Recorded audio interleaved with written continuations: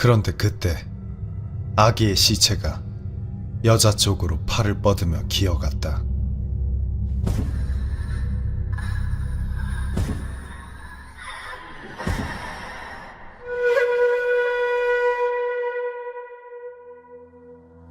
태자귀 혹은 세탄이라고도 불리는 이 귀신은 어린아이가 천연두에 걸리거나 아사, 낙태, 유산 등 제명을 다하지 못하고 죽었을 때 원통함을 품어 생긴다고 한다.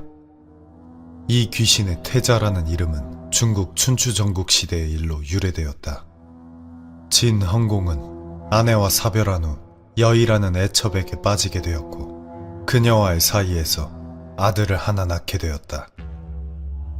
왕의 아들을 낳은 여의는 자신의 아들을 태자 자리에 올리려 했고 그러기 위해 이미 태자로 책봉된 헌공의 전처 소생의 신생을 죽이고자 했다. 여의는 헌공에게가 신생을 전장에 보내도록 부추겼다. 신생이 패하면 이 구실로 벌을 주도록 하고 이기면 그 재능이 범상치 않으니 숙청해야 한다고 말할 요량이었다. 그런데 신생이 예상외로 공을 크게 세우며 승승장구하자 이 계획은 어그러지게 되었다. 이에 여의는 신생과 헌공을 이간질하기 시작했다. 하지만 헌공은 이 또한 넘어가지 않았다. 그렇게 여의의 계략은 수포로 돌아갔고 그녀는 신생을 죽일 다음 기회만을 호시탐탐 엿보고 있었다. 그러던 어느 날 하루는 신생이 자신의 친어머니의 제사를 지내고 돌아와 제사상에 올렸던 고기를 아버지 헌공에게 바쳤다. 그런데 그때 헌공은 사냥을 나가 자리를 비운 상태였다. 지금이 기회다. 여인은 헌공이 돌아오기 전 고기에 독을 넣었다. 그리고 헌공이 돌아온 뒤 신생이 가져온 음식을 믿을 수 없다며 헌공의 눈앞에서 그것을 개에게 먹였다. 독이 들어간 고기를 먹은 개는 온몸을 비틀며 고통스럽게 죽었고 그것을 본 헌공은 크게 노해 신생에게 자결을 명했다. 이렇게 여의는 양아들 신생을 죽이는 데 성공했고 여의의 아들 해제가 태자 자리에 오르게 되었다. 하지만 신생은 매우 원통하여 죽어서 원귀가 되었고 여의를 따라다니며 그녀를 미치게 만들었다. 그리고 신생 대신 태자 자리에 오른 해제도 신생의 저주였는지 곧 신하에게 죽임을 당하고 그렇게 신생을 몰아낸 두 모자는 끔찍한 최후를 맞이하게 되었다. 이렇게 어머니에게 죽음을 당한 고사에서 이름이 유래된 태자귀는 자신의 어머니를 원망하며 인간 세계를 떠돌아다닌다고 한다. 조선시대의 실학자 이익이 쓴 성호사설에는 이와 관련된 이야기가 나온다. 태자귀는 마을을 떠돌며 집집마다 들러 그 집의 부인에게 가느다란 목소리로 묻는다. 제자가 되어드릴까요? 이때 대답하지 않으면 몇 번이고를 다시 찾아와 되묻는데 제자가 되어드릴까요? 제자가 되어드릴까요? 끝까지 허락하지 않으면 결코 붙는 일은 없다. 하지만 내 친척 중 한 사람이 이 물음에 장난삼아 대답했다가 태자귀가 붙어 갖은 방법을 써도 떨어지지 않았고 결국 죽게 되었다. 또한 의서에 의하면 이와 비슷한 기귀라는 아이 귀신은 죽었음에도 늘 나타나 어머니의 젖을 빻는데 어머니가 다시 임신하면 이를 질투해 태어날 아기를 병들게 했다고 한다. 제주도 지역에는 이 태자귀에 관한 기괴한 이야기가 하나 전해 내려온다. 먼 옛날 아내와 젖먹이 아들 하나와 함께 사는 소금 장수가 있었다. 그는 전국을 유랑하며 소금을 팔러 다녔고 한 번 집을 나오면 몇 달이 지나서야 돌아왔다. 한 번은 소금을 팔러 나갔다가 장사를 마치고 집에 들어가니 집에 인기척이 느껴지지 않았다. 방에 들어가 보니 아내는 없고 어린 아들만이 바닥에 누워 있었다. 그런데 아들은 가죽만 남은 채 굶어 죽은 뒤였다. 알고 보니 소금 장수의 아내는 마을의 어떤 남자와 눈이 맞아 아이를 버리고 도망친 것이었다. 소금 장수는 죽은 아들을 끌어안고 매우 통곡했다. 그리고 그는 빈 집을 두고 떠나 전국을 유랑하며 소금을 팔러 다녔다. 그렇게 몇 년이 흐르고 어느 날 소금 장수는 어떤 부잣집 근처를 지나다 낯이 익은 여자 하나를 발견했다. 여자는 그 집의 첩이었는데 얼굴을 자세히 보니 도망갔던 그의 아내였다. 소금 장수는 여자에게 손짓했다. 잠시 이리 와보시게. 여자는 놀랐으나 별일 없을 것이라 생각했는지 순순히 그를 따라갔다. 소금 장수는 말없이 자신의 짐을 들더니 옛 아내에게 짐칸 맨 아래를 보여주었다. 그곳엔 아들의 시체가 있었다. 아이의 시체는 매우 말라 있었으나 긴 시간이 지났음에도 전혀 썩지 않은 상태였다. 이를 본 여자는 경악하여 말을 잇지 못했다. 몇 년 전 죽은 아들을 발견한 소금 장수는 보살핌 없이 굶어 죽어갔을 아들을 생각하며 차마 땅에 묻고 떠날 수 없어 소금찜 아래 어린 아들의 시체를 안치하고 전국을 떠돌며 아들과 함께한 것이었다. 그런데 그때 아기의 시체가 여자 쪽으로 팔을 뻗으며 기어갔다.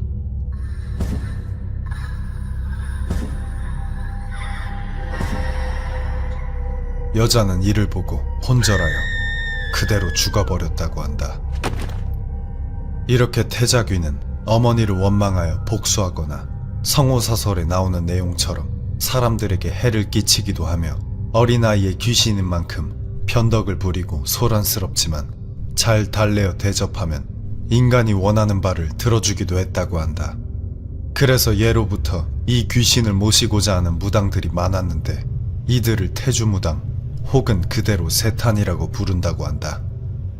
무당들은 신점을 치기 위해 몸에 신을 들여야 하는데 대개 신들은 평소에 아무리 잘 모셔도 한 번 실수하면 무서운 재앙을 내린다고 한다. 하지만 그에 비해 태자귀는 무당이 실수하더라도 큰 재앙을 내리지 않기 때문에 많은 무당들이 태자귀를 모시길 원했다고 한다. 태자귀 중에는 말을 떼기도 전에 죽은 귀신들이 있기 때문에 태주무당들은 그런 귀신들을 접할 때 휘파람이나 손짓으로 의사소통을 하며 말을 하더라도 태자귀가 몸에 들어오면 어린아이의 목소리를 내게 된다고 한다. 이때 무당들이 내는 휘파람 소리가 새소리와 비슷하다 하여 태자귀의 다른 이름인 세탄이가 유래되었다는 이야기도 있다. 이 태자귀와 태주무당에 관련하여서는 일제강점기 때 한 이야기가 전해 내려온다. 한 마을에 태자귀를 모시는 태주무당이 있었다. 그 무당은 영험함이 대단했는데 언제부터인가 그가 사기꾼이라는 소문이 퍼졌다. 이 소문은 그 지역의 경찰서장의 귀에까지 들어갔고 서장은 이에 호기심을 느꼈는지 그를 조사한다는 명목으로 잡아오게 했다. 무당을 불러오자 서장이 말했다. 네가 사기꾼이 아니라면 내 근원과 미래를 맞춰보아라.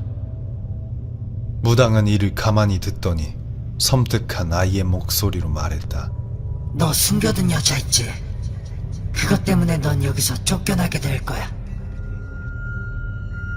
서장은 갑자기 변한 무당의 목소리와 괴이한 말에 매우 놀랐으나 이내 정신을 차리고 무당을 꾸짖고는 급하게 그를 경찰서에서 쫓아냈다. 그런데 그날 밤 서장이 무당의 집에 찾아갔다.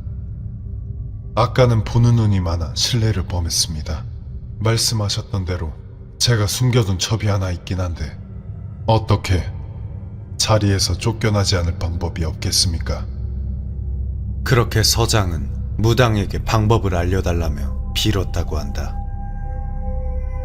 태자귀는 그 영험함 덕분에 무당들에게 모셔지기도 했지만 동시에 그 힘 때문에 이용당하기도 했는데 그 방법이 매우 잔인했다고 한다. 그 방법은 살아있는 아이를 강제로 태자기로 만드는 것이었다. 이를 연매라고 한다.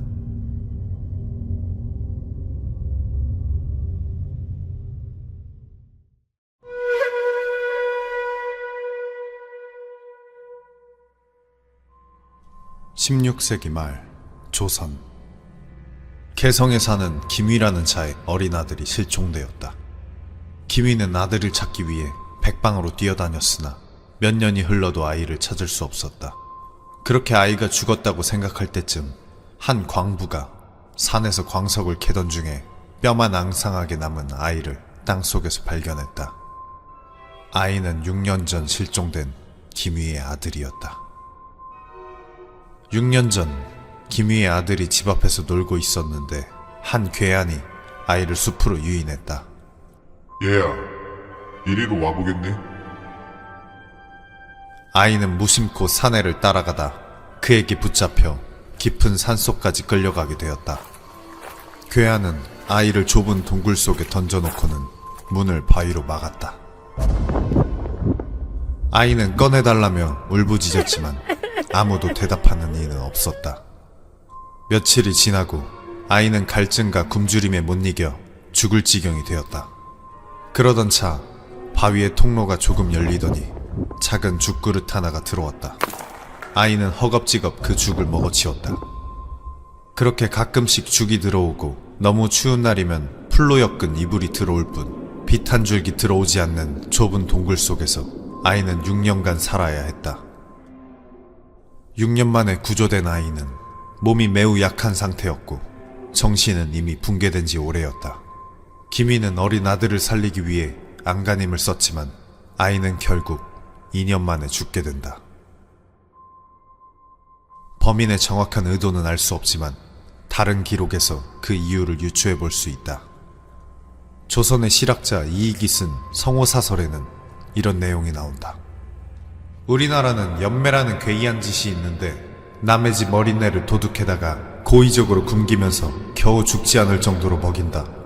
때로 맛있는 음식만을 조금씩 주어 먹이는 바 그 아이는 살이 쏙 빠지고 바짝 말라서 거의 죽게 될 정도에 이른다.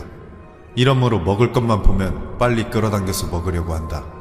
이렇게 만든 다음에는 죽통에다가 좋은 반찬을 넣어놓고 아이를 꿰어서 통 속으로 들어가도록 한다.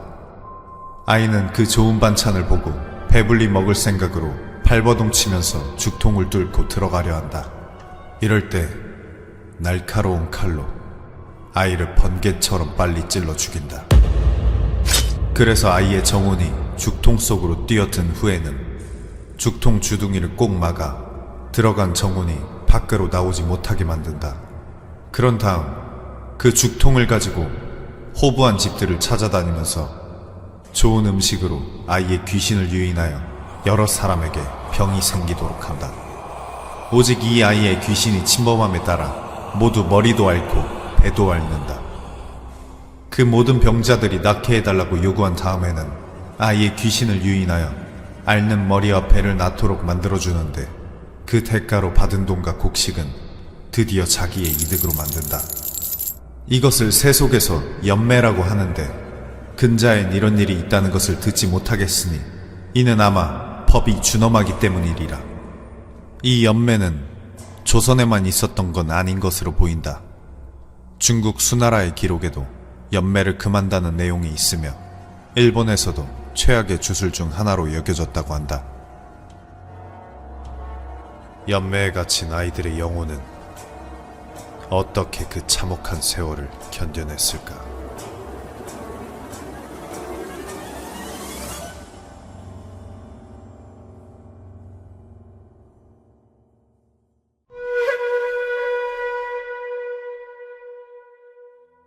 조선 후기 병조판서를 지내고 영의정에까지 올랐던 이유라는 양반은 인자하기로 이름이 높은 사람이었다. 그는 살면서 기괴한 일을 하나 경험했는데 젊은 시절 홍문관에 근무하고 있을 때의 일이다. 비가 추적추적 내리던 어느 날 이유는 말을 타고 종묘 근처를 지나게 되었다. 그런데 웬 가마 하나가 보이더니 그의 옆으로 지나갔다. 너무 걱정하지 말거라. 자리만 옮기면 다 낫게 될 것이야. 지나가며 그들의 이야기를 들어보니 웬 젊은 부인이 죽을 병에 걸려 가마를 타고 어디론가로 향하는 듯해 보였다. 참으로 안타까운 일이구나. 이유는 그들을 가엾게 여기며 계속 길을 나아갔다. 그렇게 시간이 조금 흘러 한 고개를 넘게 되었는데 어디선가 지독한 비린내가 풍겨오기 시작했다. 알 수 없는 악취에 이유는 코를 가리고 길을 나아갔다. 그런데 그때 고개 너머에서 웬 지푸라기 같은 형체 하나가 껑충거리며 이유 쪽으로 뛰어왔다.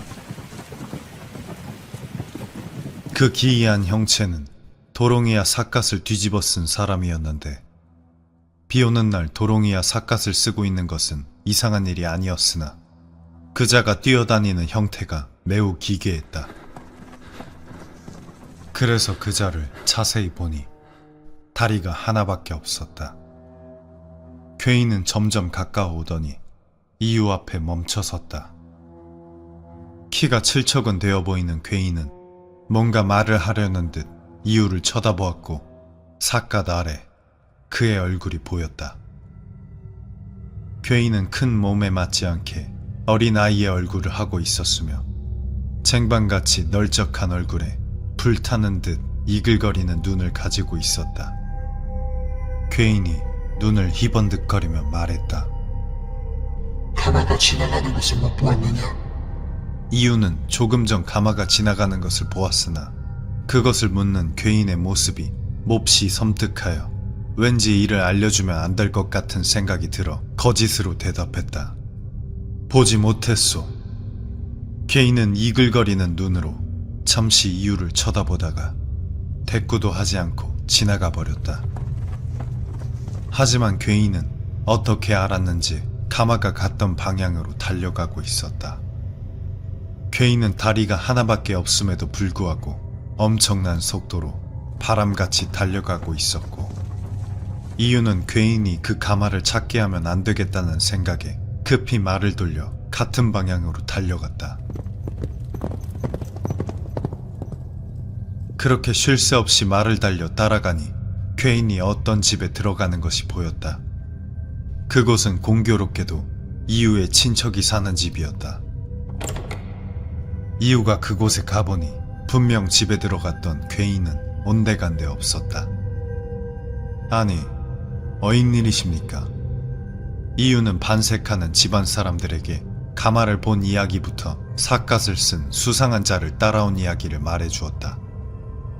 가마에 대해 친척들의 이야기를 들어보니 죽을 병에 걸린 환자는 친척의 며느리인데 갑작스럽게 알 수 없는 병에 들어 여러 달을 앓다가 거의 죽을 지경에 이르러 지푸라기라도 잡는 심정으로 오늘 다른 집으로 피접을 왔다는 것이었다. 피접이란 원인을 알 수 없는 병에 걸린 사람들이 약을 써도 효험이 없을 때 살던 집을 옮겨 요양하던 풍습이다. 이에 뭔가 이상함을 느낀 이유는 환자의 방에 들어가 보았다. 아니나 다를까 방 안에는 아까 보았던 삿갓을 쓴 자가 알아 누워있는 부인의 베개 옆에 앉아 이유를 노려보고 있었다. 내가 정신을 놓으면 저 요물의 계략에 떨어질 것이다. 이유는 그렇게 속으로 생각하고는 가만히 그자의 이글거리는 눈을 노려보았다. 그랬더니 괴인이 있던 자리에서 갑자기 사라져버렸다. 이유가 이를 보고 주변을 둘러보니 이번에는 괴인이 집안의 뜰에 나가 서 있었다. 이유가 다시 그의 눈을 똑바로 쳐다보니 이번에는 지붕으로 올라갔다. 계속 자리를 옮김에도 이유는 끈질기게 따라가 괴인의 눈을 쳐다보았고 괴인은 마침내 공중으로 뛰더니 사라져버렸다.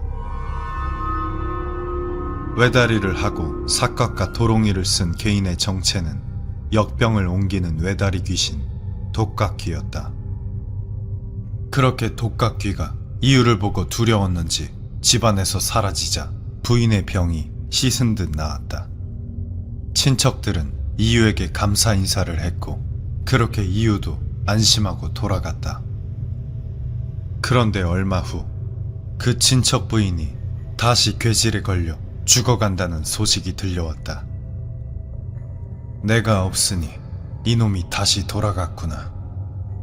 이유는 환자의 집에 다시 들려 큰 종이에 자신의 이름을 빼곡히 적고 그 종이를 잘게 잘라 환자가 머무는 방 벽에 빈틈없이 붙여놓았다. 이러면 내가 없어도 네 놈이 나를 피하지 못할 것이다. 그 후로 과연 부인의 병은 씻은 듯 나았고 같은 병에 다시 걸리지 않았다고 한다. 독각귀는 중국에서 유래된 귀신으로 한국뿐만 아니라 일본에도 전해 내려온다. 한국의 전승에서는 사람들에게 병을 옮기고 음탕한 짓을 일삼는 역신으로 삿갓을 쓰고 도롱이를 입고 있으며 아이의 얼굴에 거구를 한 기괴한 모습을 하고 있다고 전해진다. 다만 죽일 듯한 기세로 눈을 쏘아보면 도망친다고 전해진다. 조선 후기의 문신 이유가 독각귀를 만난 일은 청고야담에 나오는 이야기인데 그보다 100년 전 조선 중기의 문신 곤벽이 겪은 일이라는 이야기도 있다. 독각귀는 성현이 집필한 용제 총화에도 비 오는 날 발견되었다는 내용으로 등장하기도 한다. 그런데 독각귀는 어째서 이유의 눈에만 보였던 것일까?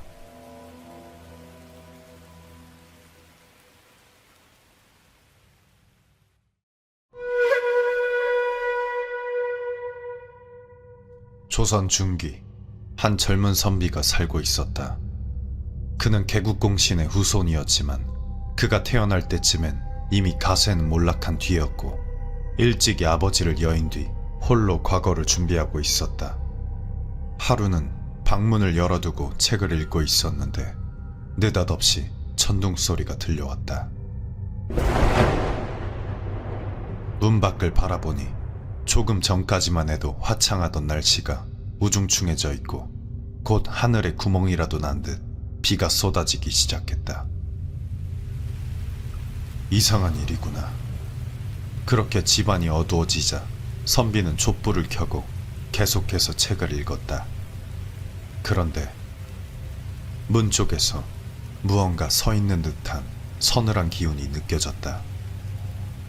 선비는 살며시 고개를 돌려 열린 문 쪽을 바라보았다. 그곳엔 웬 아이 하나가 말없이 서 있었다. 비에 흠뻑 젖은 터벅머리 아이는 사색이 다 되어가는 낯빛으로 말없이 다가와 선비의 옆에 앉았다. 그리고는 선비만 들릴 정도로 조그맣게 속삭였다. 나는 가뭄을 일으키는 귀신이요. 병력이 느닷없이 찾아와 죽게 되었으니 나를 좀 도와주시오. 선비는 아이가 문에 서 있을 때부터 섬뜩함을 느꼈지만 스스로 다가와 귀신이라고 밝히니 모골이 송연해졌다. 하지만 이내 귀신을 크게 꾸짖었다. 네 놈이 백성들의 피를 빠는 가뭄의 귀신인데 어찌 너를 도와준단 말이냐. 선비가 꾸짖자 귀신은 자세를 고쳐 앉더니 애처롭게 빌기 시작했다. 대인만이 저를 도울 수 있습니다. 제발 살려주시오. 귀신이라고는 하나 아이의 모습으로 그렇게 한참을 비니 선비의 마음에는 측은함이 일었고 끝내 귀신을 도와주기로 마음먹었다.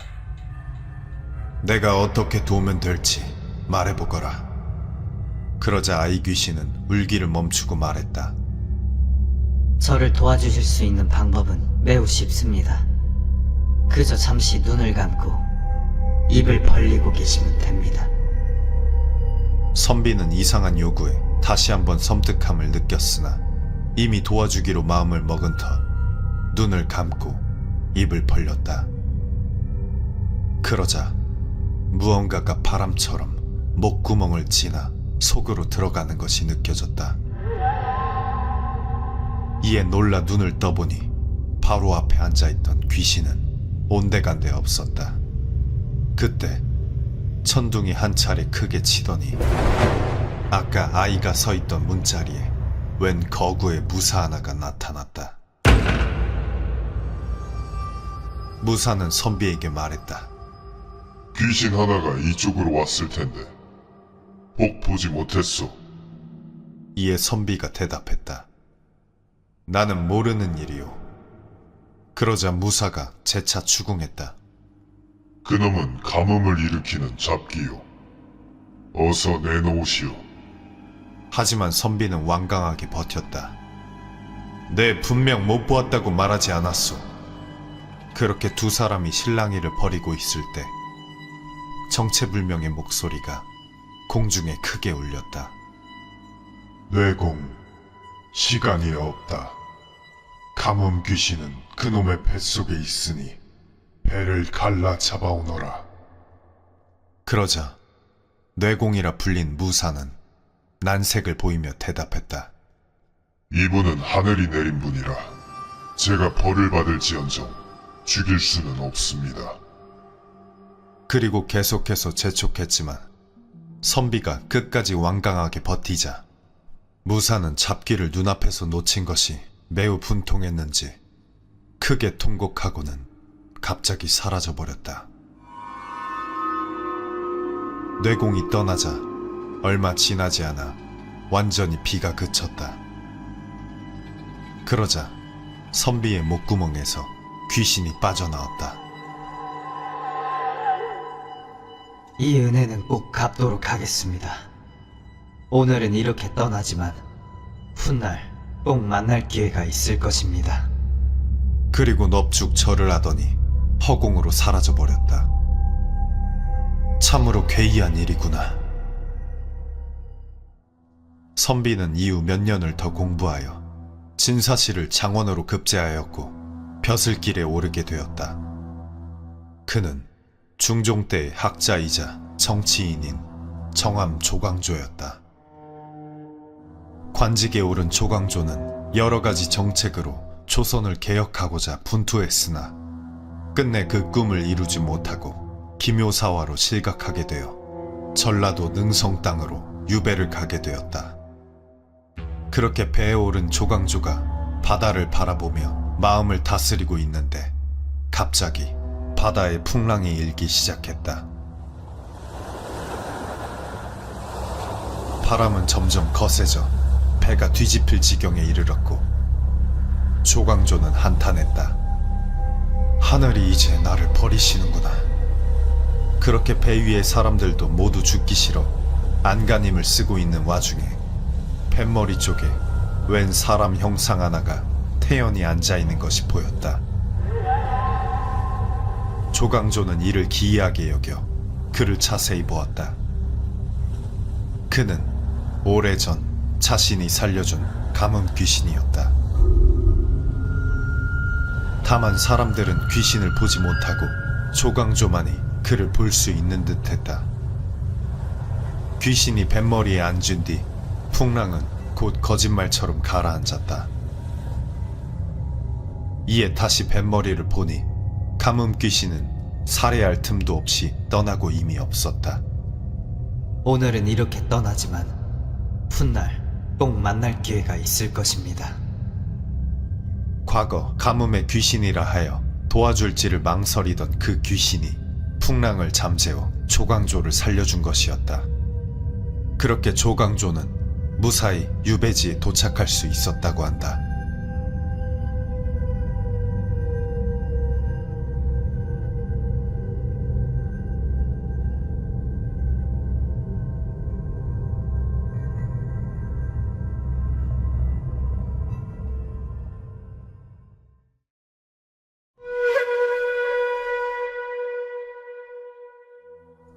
조선은 원래 호랑이가 많은 나라로 항상 그 피해가 끊이질 않았다. 조정에서 호랑이를 잡기 위해 만든 차코갑사라는 특수부대가 있을 정도였다. 19세기 말 조선을 기행한 영국의 지리학자 이사벨라 비숍은 자신의 저서에 다음과 같은 말을 남기기도 했다. 조선 사람들은 1년의 반을 호랑이에게 물려 죽은 사람 문상을 다니고 나머지 반은 호랑이 사냥을 다닌다. 이렇듯 조선의 백성들은 항상 호랑이를 경계하며 살아가야 했는데 이와 관련해 창귀라는 귀신이 전해 내려온다. 창귀, 가문글기라고도 불리는 이 귀신은 호랑이에게 물려 죽은 사람이 악령이 된 것으로 자신을 죽인 호랑이의 노예가 되어 또 다른 사람들을 잡아먹을 수 있게끔 안내하는 길잡이 역할을 했다고 전해진다. 조선 후기의 실학자 박지연이 쓴 호질에는 다음과 같은 내용이 나온다. 호랑이가 개를 먹으면 취하고 사람을 먹으면 조화를 부리는데 호랑이가 사람을 한번 잡아먹으면 그 사람은 굴각이란 창귀가 되어 호랑이의 겨드랑이에 붙으며 그 호랑이를 이끌어 부엌으로 가 솥을 핥게 하면 집 주인이 배고픈 생각이 들어 부인이 야참을 해오게 만든다. 그리고 호랑이는 그렇게 집 밖에 나온 사람을 잡아먹는다. 호랑이가 2번 사람을 잡아먹으면 창귀는 이올이 되어 호랑이의 광대뼈에 붙는데 높은 곳에 올라가 조심스럽게 살피다가 만약 계곡에 함정이나 새뇌가 보이면 먼저 가서 그 기구들을 풀어버린다. 호랑이가 3번 사람을 먹으면 창귀는 육혼이 되어 호랑이의 턱에 붙어 자신이 아는 사람의 이름을 모두 알려준다. 창귀는 다른 사람을 대신 데려와야만 노예에서 벗어날 수 있기 때문에 항상 다른 희생자를 찾는 데 혈안이 되어 있는데 이때 가족과 일가 친척 중 가까운 순으로 찾는다고 한다. 이를 다리놓기라고 하는데 이 때문에 조선에서는 호환을 당한 지방과는 그 사돈의 팔촌과도 혼사를 맺지 않았다고 한다. 또한 호랑이와 같은 고양이과 동물이 꼬리를 흔들어 사냥감을 스스로 기어나오게 하는 도끼라는 것이 전해지는데 어우야담에는 이를 창귀로 보고 있다. 유목인이 경험한 것으로 닭이 나뭇가지 위에 앉아있는데 그 밑에서 고양이가 지키고 있으면 닭이 스스로 떨어지고 또 고양이가 쥐구멍을 지키고 있으면 쥐가 스스로 걸어 나온다. 이것은 고양이의 도끼가 풍겨 닭과 쥐의 정신을 잃게 하기 때문이다. 전라도사 김영남은 절에서 자다가 밤에 변소에 갔는데 갑자기 기절해 업고 들어와 한참 만에 깨어났다. 아침에 보니 호랑이가 앉아 꼬리를 흔들던 흔적이 있는데 김도사가 호랑이 독에 엄습당했음을 알았다. 또 동지 권희가 상주가 되어 묘를 지키다가 밤에 변소에 갔다가 정신을 잃고 넘어져서 종이 안고 들어와 한참 만에 깨어났다. 그 까닭을 몰랐는데 역시 아침에 보니 눈 위에 호랑이가 앉아 낚아챈 흔적과 꼬리를 흔든 자취가 남아있었다. 호랑이의 독은 사람을 모르게도 하고 보이지 않게도 하며 정신을 빼서 실신하게 한다. 어떤 사람은 이것을 호랑이의 독이 아니라 창귀라고도 말한다. 산에 살면 호랑이의 이 같은 짓이 가장 무섭다. 또한 강원도의 산간 지역에는 한 풍습이 있었는데 밤에 집 밖에서 누가 부르면 3번까지는 대답을 하지 않는 것이었다고 한다. 그 이유는 창귀는 딱 3번까지만 사람 이름을 부르고 3번 안에 대답하면 꼼짝없이 홀려 범 앞으로 걸어나가게 되기 때문이라고 한다. 호랑이는 사냥 후 먹이를 산채로 물어간다고 한다. 호랑이에 잡혀가는 사람이 도와달라며 울부짖는 소리가 점점 멀어지는 것을 창귀가 부르는 소리로 본 것은 아니었을까.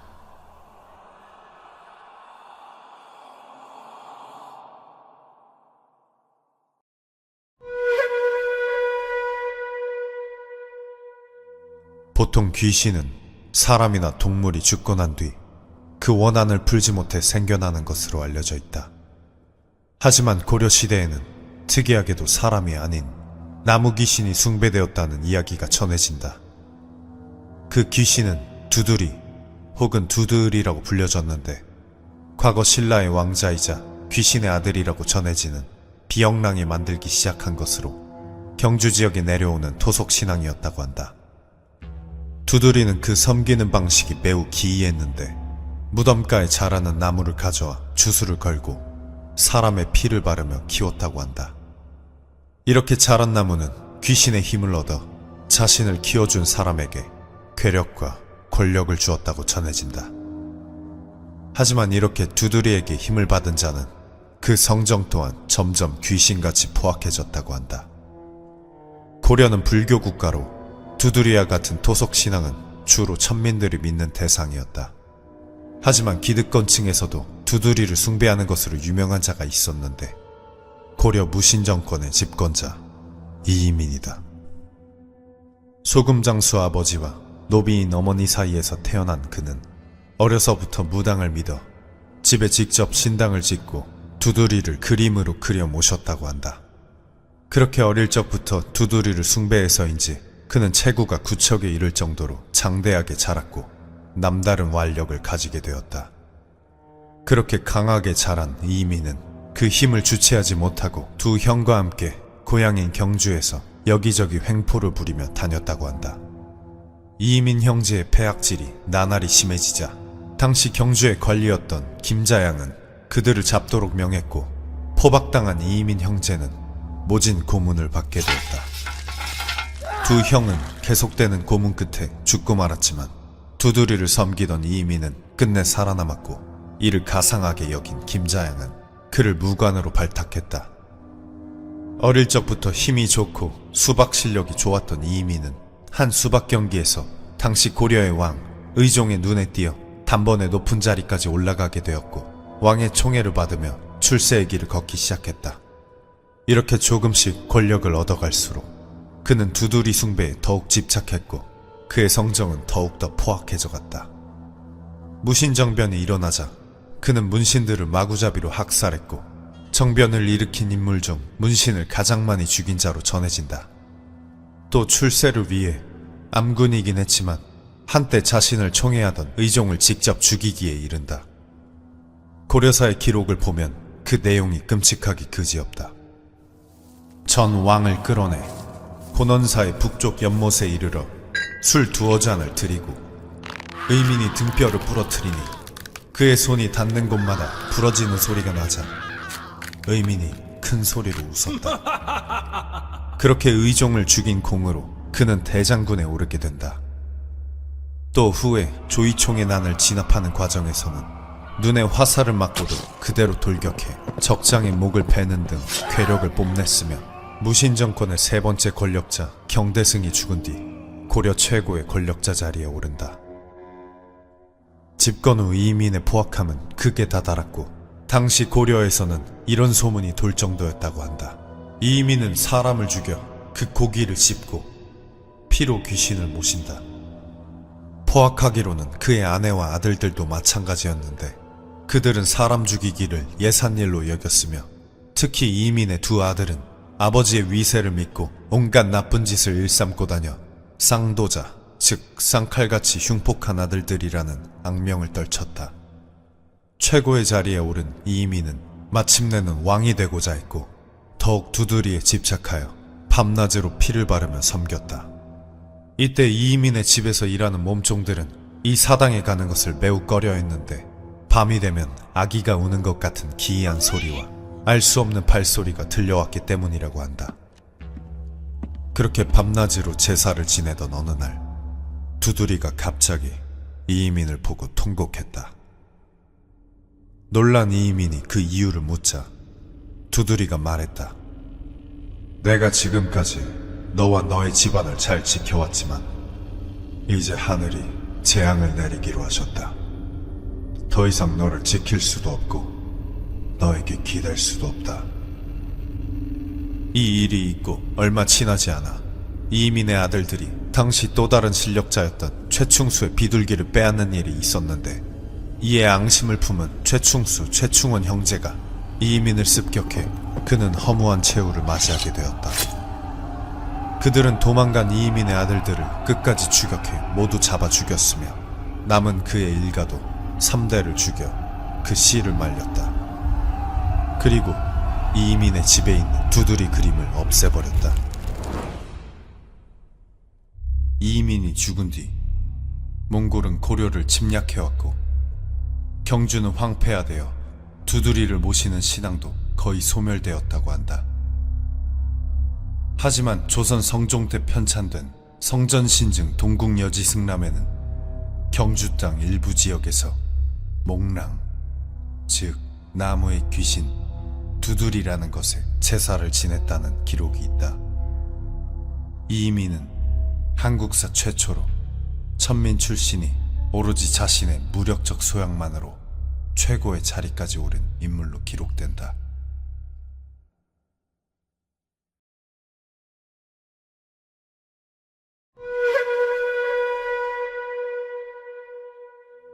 먼 옛날 제주도 평대리에 한 농부가 살고 있었다. 그는 비자림 근처의 밭에서 일하곤 했는데 하루는 일이 일찍 끝나 근처 밭에서 일하는 친구와 함께 돌아가기 위해 그의 밭으로 향했다. 그렇게 조금을 걸어가니 저 멀리 친구가 밭 한가운데서 소를 끌고 있는 것이 보였다. 아직 일이 안 끝났나 보군. 농부가 그렇게 친구 쪽을 보며 천천히 걸어가고 있는데 친구가 괴이한 행동을 하기 시작했다. 그가 끌던 소를 갑자기 멈추더니 소의 고삐에 줄을 풀어 자신의 목에 감는 것이었다. 저 친구가 더위를 먹었나? 농부는 걸어가며 그를 자세히 보았다. 그는 자신의 목에 감은 밧줄을 졸랐다 풀었다를 반복하고 있었다.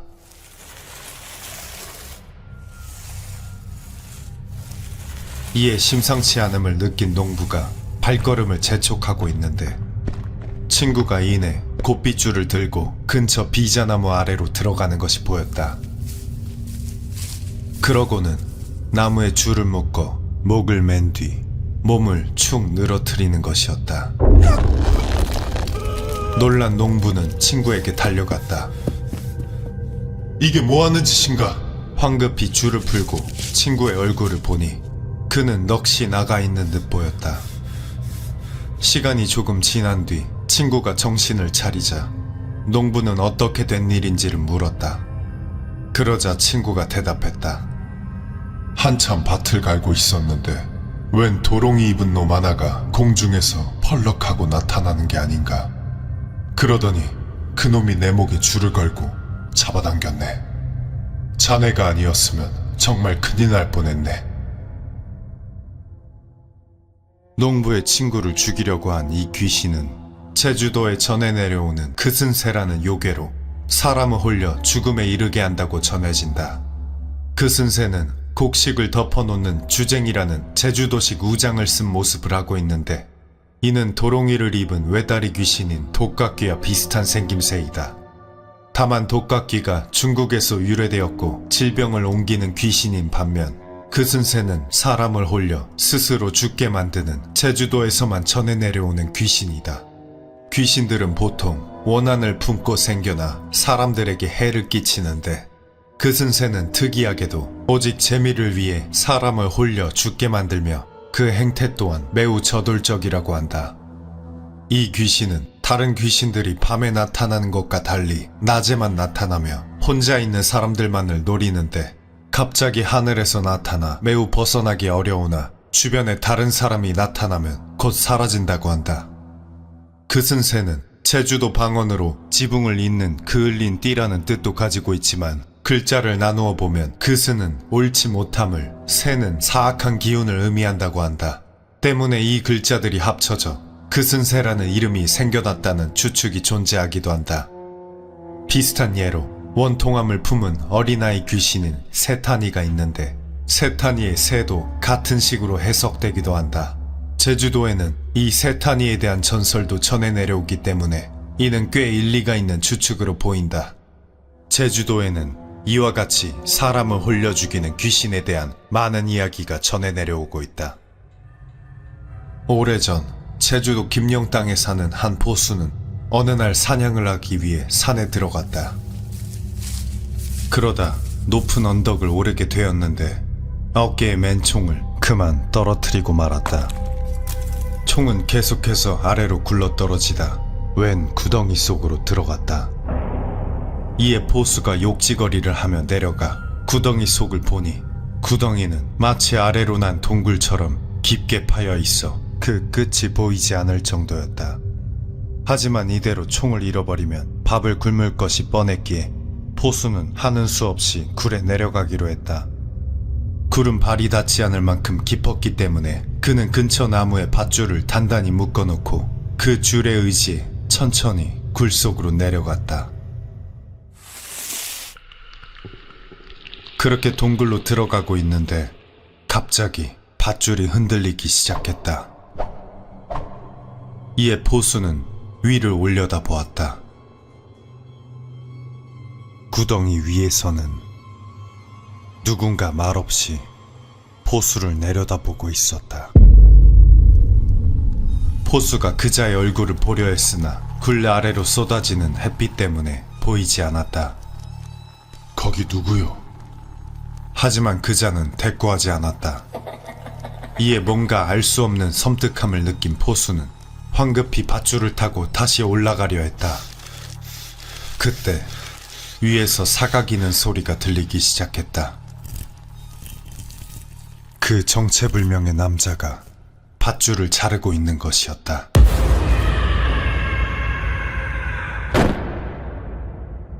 포수는 부러진 다리를 붙잡고 고통에 신음하며 굴 위를 바라보았다. 하지만 그자는 이미 사라지고 없었다.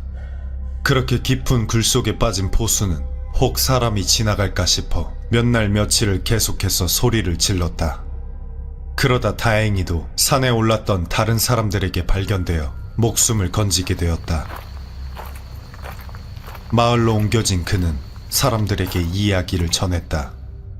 하지만 범인을 잡을 수는 없었고 포수는 시름시름 앓다가 끝내 숨을 거두었다.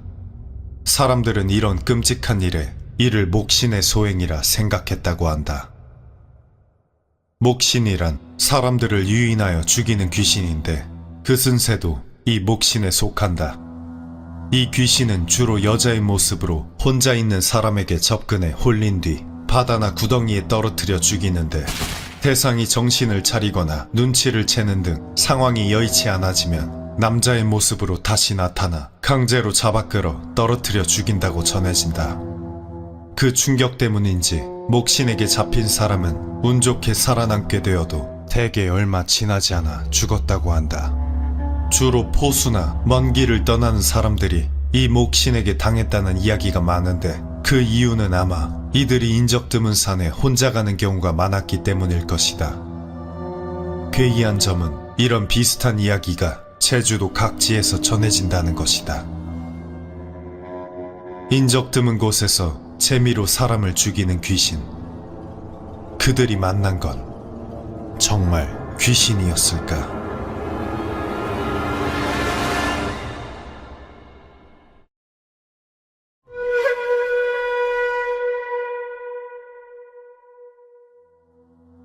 조선 중기의 문신 권벽은 젊었을 적 기이한 일을 하나 경험하였다. 그에겐 어렸을 적부터 알고 지낸 오랜 벗이 하나 있었는데 하루는 그 벗에 대한 안 좋은 소식이 들려왔다. 자네의 옛 친구 있지 않은가? 그의 집안이 글쎄 모두 역병에 걸려 위급하다고 하네. 그게 무슨 말인가? 자세히 말해보게. 이야기를 들어보니 친구의 온 집안이 시기에 걸려 주인과 종 할 것 없이 모두 죽어가고 있는데 전염이 되는 병인지라 아무도 가까이 가려 하지 않아 약조차 구하기 어렵다는 것이었다. 그렇다면 내가 약이라도 가져다 주어야겠네. 그렇게 권벽이 소매를 떨치고 나서려 하자 주변에서는 하나같이 그를 말렸다. 이보게, 어찌하려 그러는가? 아무리 오랜 벗이라고는 하나 전염병에 걸린 자들에게 갔다가 옮기라도 하면 자네의 집안까지 화를 당할 걸세. 절대 가서는 아니 되네. 그러자 권벽이 말했다. 어차피 사람의 생사는 명에 달려있는 법. 위태로움에 놓인 벗을 어찌 못 본 채 할 수 있겠나. 그러고는 만류를 뿌리치고 그 길로 약을 구하여 친구의 집으로 향했다. 한참을 걸어 친구의 집에 도착하였지만 집안에서 인기척이 느껴지지 않았다. 이에 대문을 열어보니 종들이 서로 몸을 베고 뒤엉켜 죽어 있었다. 권벽은 이런 끔찍한 광경에 참담해하며 시신들을 하나하나 피해 걸어 들어갔다. 이에 기척을 들었는지 누군가 안쪽에서 문을 열어 밖을 바라보았다. 그는 권벽의 벗이었는데 얼굴이 몰라볼 정도로 매우 상해 있었다. 그는 이내 권벽을 알아보고는 버선발로 뛰어나와 그의 두 손을 붙잡고 서럽게 흐느꼈다. 사람들이 모두 피해도 자네만큼은 와주리라 믿었네. 자네가 와주었으니 이제 나는 살았네. 권벽은 구해온 약을 벗에게 건네주었고 그를 위로해주며 그날 밤 친구의 집에서 함께 자게 되었다.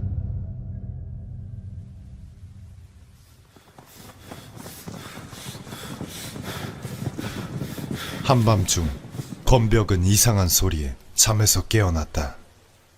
정신을 차려보니 옆자리에 같이 누워있던 친구가 자리에 없었다. 대청으로 나가보아도 낮에 보았던 뒤엉킨 시체들 뿐 친구는 온데간데 없었다. 이보게, 어디 있는가? 마당에 소리쳐 불러보았지만 친구는 집안에 없는지 돌아오는 대답이 없었다. 그가 무슨 영문인지 약만 받아 어디론가 가버린 듯해 보였다. 이에 권벽도 집에 돌아가려 했으나 밤이 깊은 데다 비까지 쏟아지고 있어 돌아갈 수 없었다. 권벽은 그렇게 대청에 앉아 있다가 자신도 모르게 깜빡 잠에 들었다.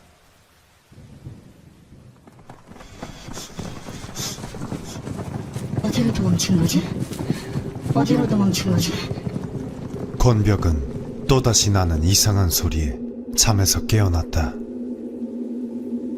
눈을 떠보니 비가 그치려는 듯 가랑비만 부슬부슬 내리고 있는데 담장 너머로 알 수 없는 형체가 지나갔다.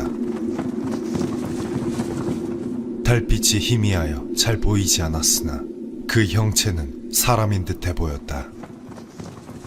어디로 도망친 거지? 형체는 이내 움직임을 멈추더니 담장을 넘어 마당으로 들어왔다. 담장을 넘어온 그 형체는 다리가 하나밖에 없는 두 명의 괴인이었는데 도롱이와 삿갓을 쓰고 있었다. 그들은 권벽을 발견하고는 말했다. 여기 있다. 그러고는 권벽에게 뛰어왔다. 괴인은 불타는 듯 이글거리는 눈으로 권벽을 노려보았다. 권벽은 괴인의 기괴한 생김새에 두려움을 느꼈으나 끝내 눈을 피하지 않고 괴인을 똑바로 쳐다보았다.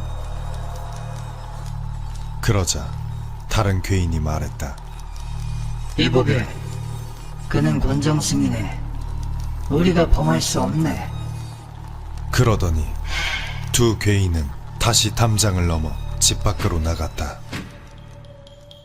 이에 권벽이 수상함을 느끼고 그들을 따라가 보았다. 얼마나 따라갔을까? 옆마을에 도착하자 두 괴인이 어떤 집에 담장을 넘어 들어가는 것이 보였다. 이에 권벽이 집에 따라 들어가려 하니 갑자기 집안에서 통곡하는 소리가 들려왔다. 집 안에 들어가 보니 괴인들은 온데간데 없고 사람들이 한 사람의 시신을 두고 통곡하고 있었다. 사람들을 해치고 그 시신을 보니 그는 권벽의 벗이었다.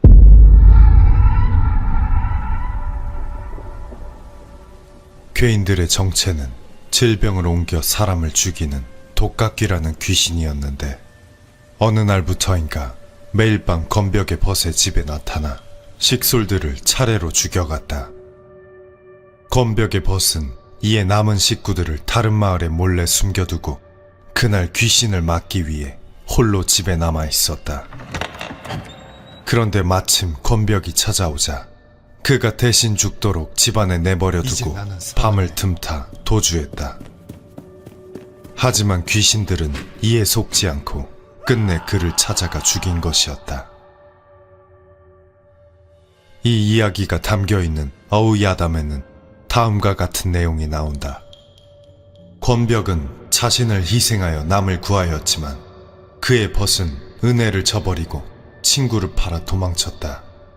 그의 그런 마음이 비할 데 없이 나쁘니 귀신이 그를 마땅히 죽인 것이다. 그렇게 귀신이 돌보아 주어 살아남은 권벽은 그들이 권정승이라 불렀듯 훗날 정말로 정승의 지혜에까지 올라 오랫동안 복을 누렸다고 한다.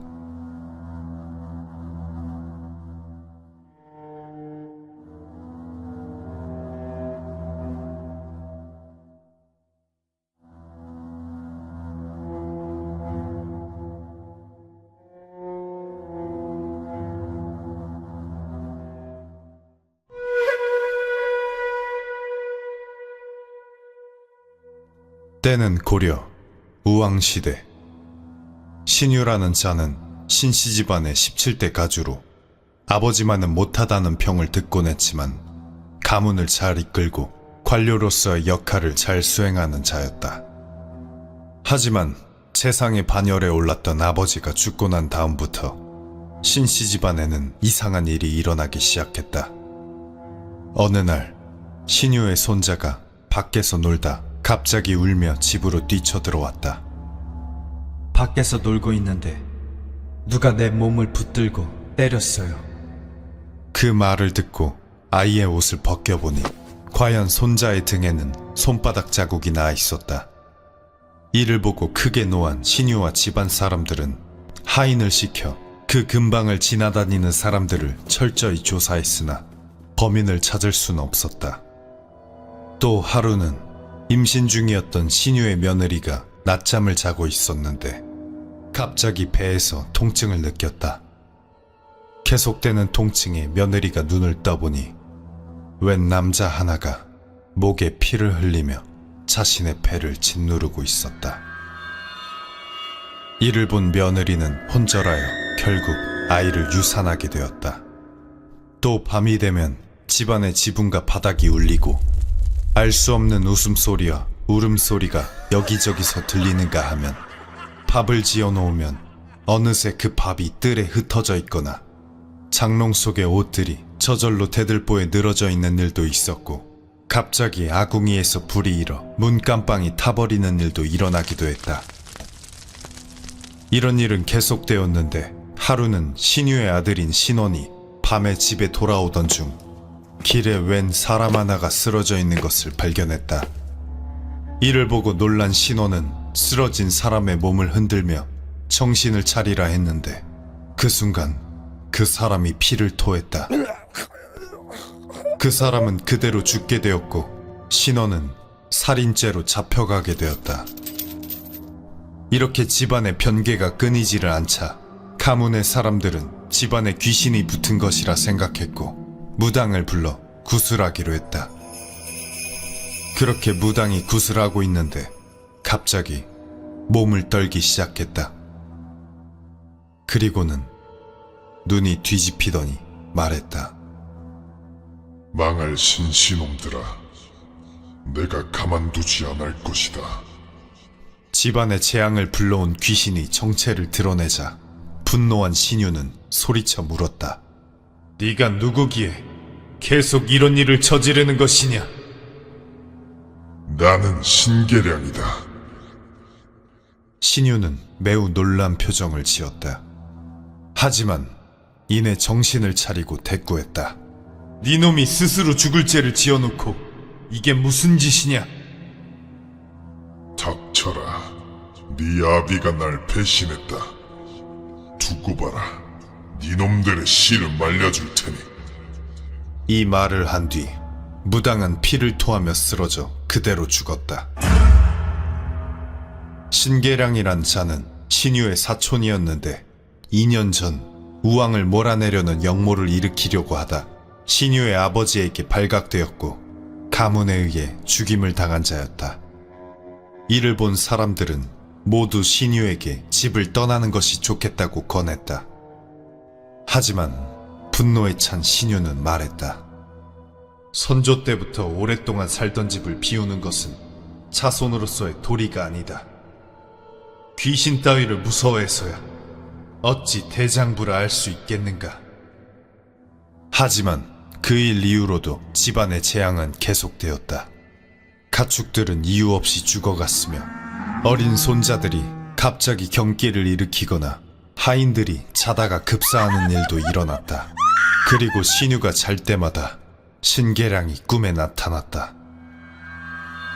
신계량은 자신의 목을 들고 와서는 그를 밤새도록 괴롭혔다. 이에 견디지 못한 신유는 온갖 도사와 무당을 불러 원기를 내쫓으려 했지만 그때마다 허공에서 신계량의 목소리가 울렸다. 그따위 것들이 내게 통할성 싶으냐? 이런 일들은 신유가 어떤 방법을 써도 멈추질 않았고 신유는 끝까지 원기를 물리치려 했지만 계속되는 재앙에 결국 병을 얻어 죽게 되었다. 신유가 죽자 남은 집안 사람들은 모두 집을 버리고 떠났고 신유의 집은 폐가가 되었다. 고려시대 명문가였던 신씨 집안은 결국 이렇게 신유를 마지막으로 몰락하게 되었다고 한다. 신씨 일가가 떠난 후에도 그 집에서는 밤마다 귀신이 울부짖는 소리가 들려와 인근 사람들을 공포에 떨게 했다고 한다. 이 귀신은 이성계가 우왕을 죽인 후 자취를 감췄다고 전해진다.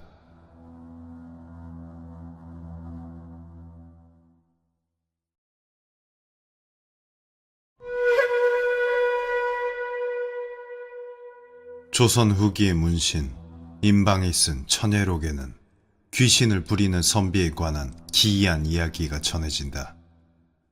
조선 중기 선조 때 문가에 급제하여 임진왜란을 겪고 호조 판서와 도원소에까지 오른 문신 한중겸에게는 호남 땅에 사는 먼 친척 하나가 있었다. 그는 매우 가난하여 이따금 한중겸의 집에 찾아오곤 했는데 한중겸은 그를 불쌍히 여겨 매번 옷과 음식을 내어주고 자신의 집에 오래 머물 수 있게 해주었다. 그런데 하루는 그 친척이 찾아온 뒤 얼마 되지 않아 갑자기 다시 떠나야겠다며 한중겸을 찾아와 인사를 했다.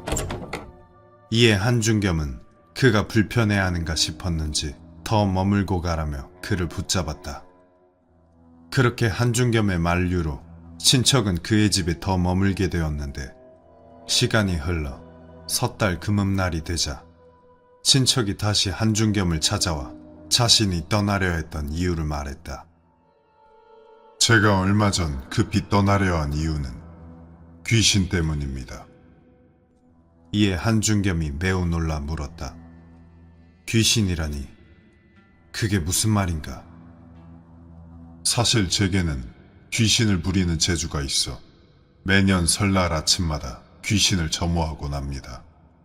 그렇게 통제하지 않으면 그들은 속한 바가 없어 이리저리 다니며 사람들에게 해를 끼치는데 올해 설에는 여기서 머물게 되었으니 그들을 이 집에서 점호해야 할 것 같습니다. 놀라실까 걱정되어 미리 아뢰입니다. 한중겸은 이 같은 괴이한 말에 매우 놀랐으나 곧 그리하라 허락했다. 허락을 받은 한중겸의 친척은 대청에 올라 귀신을 점호할 준비를 했고 한중겸은 밖에서 이를 들여다보았다. 잠시 후 기괴한 형상의 귀신들이 무수히 한중겸의 집에 들어왔다. 귀신들은 한중겸의 친척 앞에서 열을 맞추어 섰고 그는 명부를 살펴 귀신들을 부르며 점호하였는데 그 모습이 마치 관부에서 검열을 하는 듯 했다. 그렇게 점호가 한창일 때 두 귀신이 뒤늦게 도착했다. 그중 하나는 급하게 담을 넘어 들어왔다. 한중겸의 친척이 그들에게 늦은 까닭을 물으며 추궁했다. 니놈들은 왜 늦게 왔느냐? 귀신의 이야기를 들어보니 늦게 온 귀신은 영남 땅의 한 선비의 집에서 마마를 옮기다 늦은 것이었고, 담을 넘은 귀신은 경기 땅에서 병을 옮기고 있었는데 뒤늦게 점호가 있음을 알고 급하게 오다 시간을 맞추지 못할까 두려워 담을 넘어 들어온 곳이었다. 한중겸의 친척은 이를 듣고 크게 노하며 말했다. 너희들은 금령을 어기고 병을 퍼뜨린 죄가 무겁다. 또한 재상댁의 담까지 넘었으니 그 죄가 더욱 무겁다. 늦은 자는 100대, 담을 넘은 자는 200대를 치고 칼과 족쇄를 채워 옥에 가두거라. 그는 또한 다른 귀신들에게 민간에 재앙을 주지 말 것을 다짐시키고는 점호를 마쳤다. 점호가 끝나자 귀신들은 한참이 걸리도록 한중겸의 친척에게 하직 인사를 하고는 때를 지어 집을 떠났다. 이 광경을 본 한중겸은 매우 놀라며 그에게 그러한 재주를 배우게 된 경위를 물었다. 이에 한중겸의 친척은 그간 있었던 일을 설명했다. 그는 어릴 적 한 산사를 찾았는데 그곳에서 굶어 죽어가는 한 노승을 발견하게 되었다. 이를 불쌍히 여긴 그는 노승에게 먹을 것을 나누어 주었다. 음식을 받은 노승이 그에게 말했다. 절 뒤에 있는 골짜기에 경치가 좋으니 나와 함께 가보세. 그는 노승의 말을 듣고 그를 따라갔다. 그곳에 이르니 노승은 품 안에서 책 한 권을 꺼내어 그에게 건넸다. 내겐 재주가 있으나 죽음이 멀지 않아 다른 이에게 이를 전하려 한 지 오래네. 온 나라를 두루 다녔으나 적임자를 찾지 못했는데 오늘 자네를 보니 내가 찾던 그 사람일세.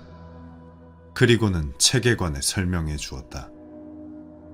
이 책에는 귀신을 다루는 법이 나와 있고 그들을 다룰 수 있는 부적과 명부가 들어있네. 노승은 책에서 부적 하나를 꺼내어 불을 붙여 태웠다.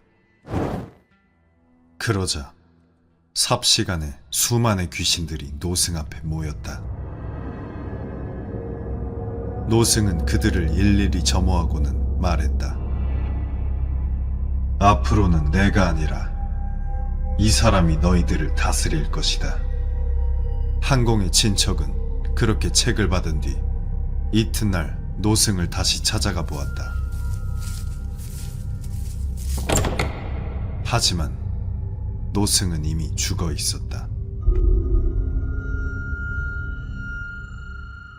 그 후로 한중겸의 친척은 수십 년간 그 재주를 써 그들을 통솔해 온 것이었다. 이야기를 들은 한중겸은 매우 기이해하며 물었다. 나도 그런 재주를 배울 수 있겠나? 이에 한중겸의 친척이 대답했다. 이는 시골의 궁벽한 자들이나 할 일이지 나라의 재상 되시는 분이 할 일은 아닙니다. 그러고는 한중겸의 친척은 그 말을 마지막으로 그날로 한중겸의 집을 떠나 다시는 돌아오지 않았다고 한다. 이후 한중겸이 사람을 시켜 그에게 가보게 하니 깊은 산속의 작은 암자에서 혼자 살며 불러도 오지 않으려 했고 그 뒤에는 사는 곳을 옮겨 종적을 감추었다고 한다. 이 이야기가 기록된 천예록에는 이 일이 있은 후 약 20년 뒤에 동일 인물인지는 알 수 없으나 한중겸의 친척이 살았던 것으로 나오는 호남 지방에서 귀신을 쫓으며 유랑하는 한 퇴마 선비에 관한 이야기가 나온다. 그는 왜 산속에 숨으면서까지 한중겸에게 귀신을 다스리는 법을 알려주지 않으려 한 것일까?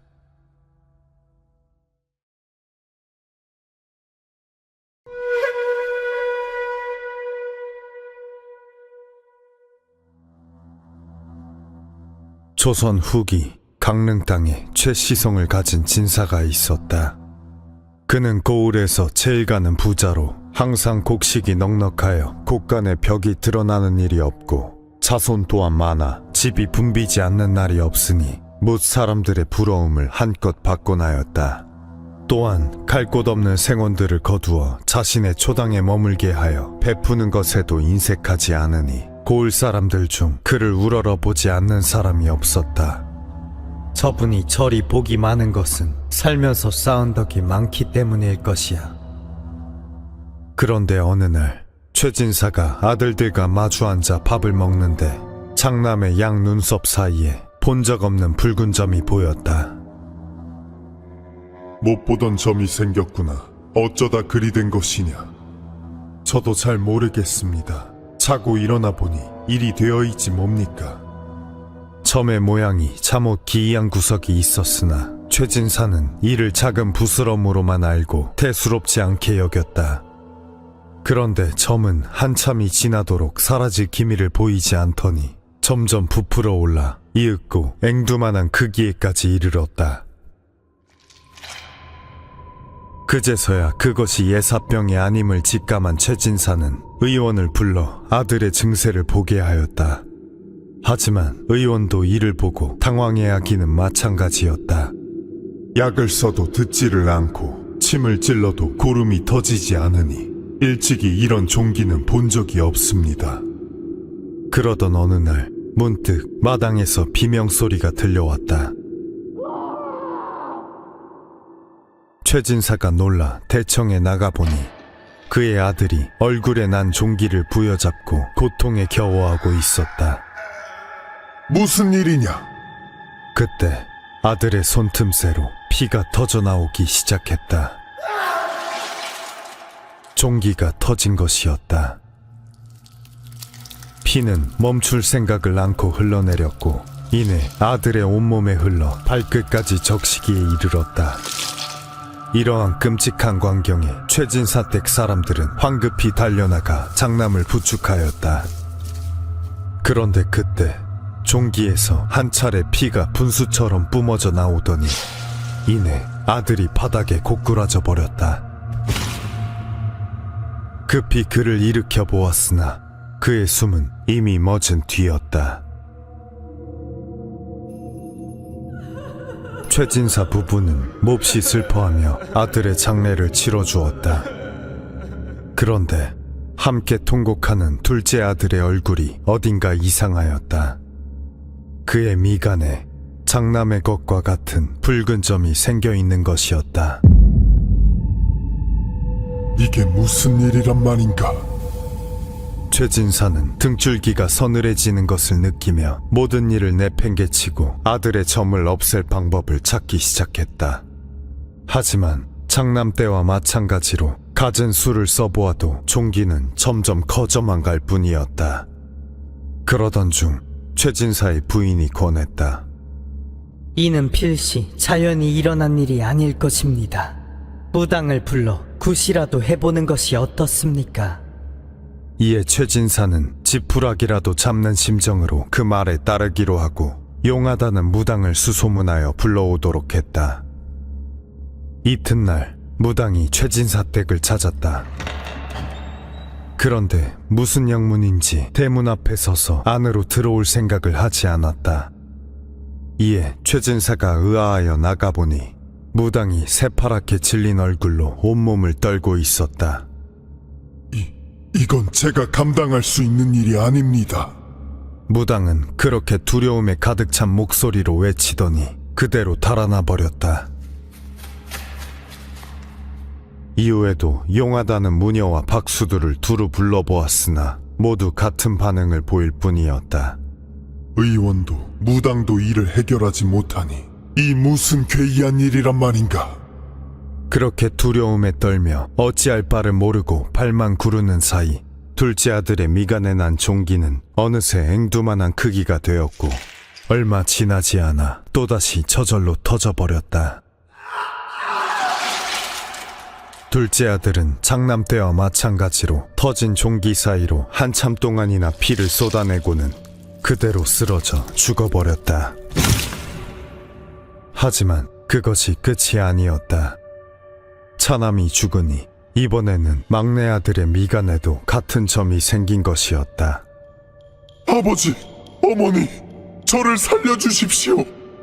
막내 아들은 겁에 질려 살고자 안간힘을 썼으나 역시나 뾰족한 수를 찾지 못했고 끝내 종기가 터져 형들과 마찬가지로 비참한 죽음을 맞이하였다. 짧은 시간에 세 아들을 모두 잃은 최진사 부부는 충격에 빠져 실성할 지경에 이르렀다. 그런데 재앙은 그들이 슬퍼할 겨를도 주지 않고 또다시 찾아왔다. 자손 중 유일하게 남은 손자의 이마에도 점이 생겨난 것이었다. 너만은 안 된다. 너만은. 그 시기 최진사의 초당에는 김시성을 가진 생원이 머물고 있었다. 하루는 최진사 댁 종이 그 앞을 지나다 창문 너머로 그의 아내가 남편에게 하는 말을 듣게 되었다. 지금 최진사께서 자식을 모두 잃고 마지막 남은 손자마저 잃게 생겼다 합니다. 우리가 그분께 받은 은혜가 작지 않은데 어찌 가만히 계시는 겁니까? 당신이라면 능히 그분을 도울 수 있을 텐데요. 그런데 그때 김생원이 종의 기척을 알아차렸는지 황급히 부인의 말을 가로막았다. 그만! 더는 말하지 마시오. 종은 이를 기이하게 여겨 그 길로 최진사에게 달려가 들은 것을 아뢰었다. 이에 최진사는 곧장 김생원에게로 가 청했다. 자네가 기이한 재주가 있다 들었네. 방법을 알고 있다면 내 하나 남은 손자를 살려주시게. 하지만 김생원은 짐짓 모르는 채 하며 거절하였다. 무슨 말씀이십니까? 한낱 생원인 제가 의원과 무당도 하지 못한 것을 어찌 해낼 수 있겠습니까? 그러자 최진사가 눈물을 보이며 애처롭게 빌었다. 내 한 번도 자네를 박하게 대한 적이 없었는데 내 어려움을 어찌 이리 모른 척할 수 있는가? 내 어린 손자의 얼굴을 봐서라도 한 번만 도움을 주게. 최진사가 그리 애걸하니 김생원도 더는 거절하지 못하겠는지 깊이 한숨을 내쉬고는 말했다. 지금 즉시 뜰을 청소하고 대청에 향로와 의자를 준비해 주십시오. 상황이 급하니 서두르셔야 합니다. 이에 최진사는 혹여나 그의 마음이 바뀔까 싶어 급히 하인들을 불러 그가 잃은 것들을 준비하게 하였다. 잠시 후 김생원은 의관을 갖추고 집안에 들어오더니 대청에 올라 향을 피우고는 품 안에서 부적 하나를 꺼내 태웠다. 그러자 이내 장수 모습을 한 귀신 하나가 나타나 그의 앞에 엎드렸다. 부르셨습니까, 나으리? 이에 최진사 부부는 기절초풍하며 몹시 놀라 마지 않았다. 김생원은 이에 아랑곳하지 않으며 평소 들은 적 없는 엄한 투로 장수신에게 명했다. 이 집 땅을 다스리는 토신을 잡아오너라.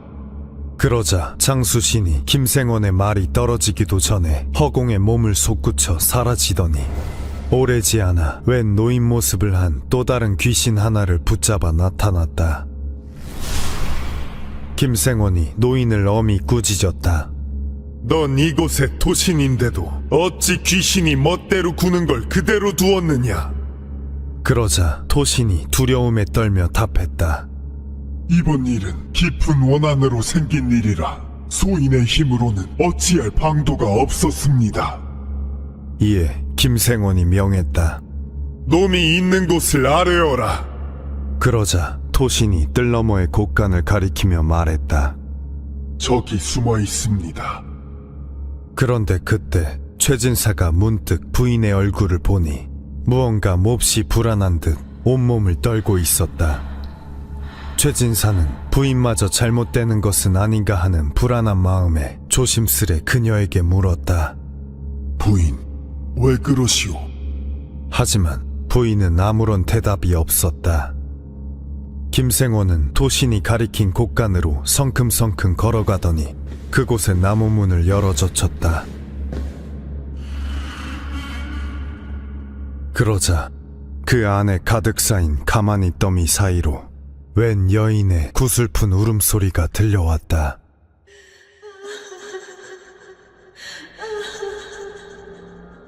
가만히를 걷어내라. 이에 명을 받은 장수신과 토신이 곳간에 들어가 가만히를 헤집기 시작했다. 그런데 가만히를 걷을 때마다 코를 찌르는 듯한 지독한 악취가 풍겨나왔다. 이게 무슨 냄새란 말인가? 이윽고 가만히를 모두 꺼내어 제일 안쪽 벽이 드러나니 그곳에 형체 하나가 보이기 시작했다. 그것은 벽을 보고 선 채 죽어있는 여인의 시체였다. 그런데 그 모양이 기이하였다. 시체는 힘없이 축 늘어져 있었는데 오직 머리만 벽에 박힌 듯 붙어있는 것이었다. 이에 김생원이 조심스레 시체에 다가가 벽에서 그 머리를 떼어보니 여인의 두 눈썹 사이에는 커다란 송곳이 박혀 있었다. 여인의 얼굴을 본 최진사는 온몸에 털이 곤두서는 듯하였다.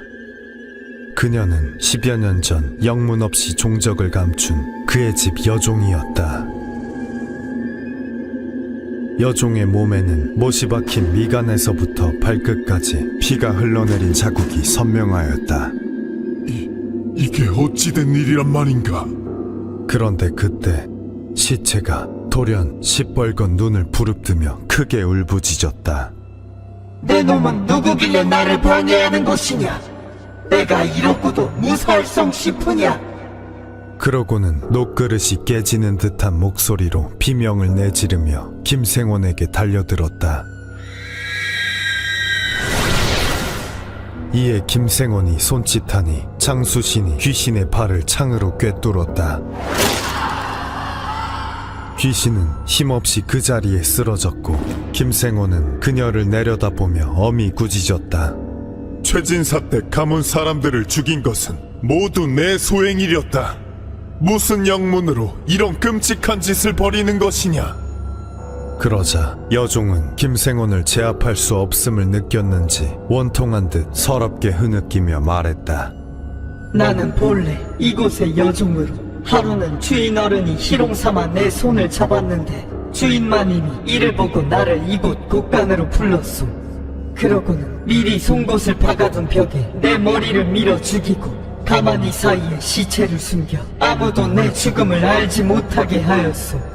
그렇게 원통한 죽음을 당한 지 10년. 마침내 이 집안의 운이 쇠하기 시작하니 때맞춰 서름을 풀고자 한 것인데 어찌 남의 원한에 참견하는 것이오. 이에 김생이 크게 노하여 외쳤다. 이런 요망한 것을 봤나?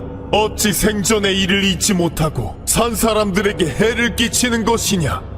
그러고는 토신과 장수신을 불러 명했다. 이놈을 산 깊은 곳에 큰 바위로 눌러놓고 세상에 발을 붙이지 못하게 하라. 그러자 토신과 장수신은 여종 귀신을 붙잡아 산 쪽으로 끌고 가기 시작했다. 여종 귀신은 산속으로 사라지기 전까지 거칠게 발버둥치며 소리치기를 멈추지 않았다. 내 절대 이대로 끝내지 않을 것이다. 이대로 끝내지 않을 것이다. 귀신이 사라지자 최진사는 김생원에게 깊이 살해하였다. 참으로 고맙네. 내 이 보답을 어떻게 해야 할지 모르겠네. 그런데 김생원의 표정이 밝지 않았다. 일단 놈을 가두어 놓았으나 원한이 풀리지 않았으니 안심할 일이 아닙니다. 그러고는 깊이 탄식하더니 조심스레 말을 이었다. 놈은 50년 뒤 저곳에서 반드시 빠져나올 것입니다. 다시 빠져나오다니 그럼 그때는 어찌하면 되겠소? 그 이상은 제 힘으로 어찌할 수 있는 것이 아닙니다. 그 일이 있은 후 최진사의 손자의 미간에 있던 점은 거짓말처럼 사라졌고 최진사 부부는 여종의 시신을 거두어 후하게 장사를 치러 지은 죄에 대한 용서를 빌었다.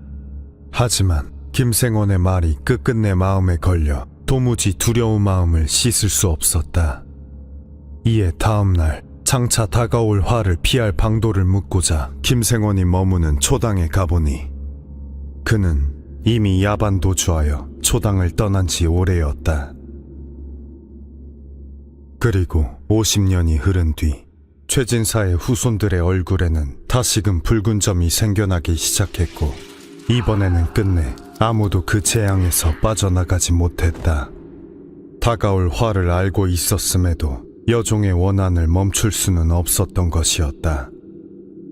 귀신의 저주는 최씨 집안이 완전히 멸문한 후에야 멈추었고 이후 고을에 이 같은 병은 다시 나타나지 않았다고 한다.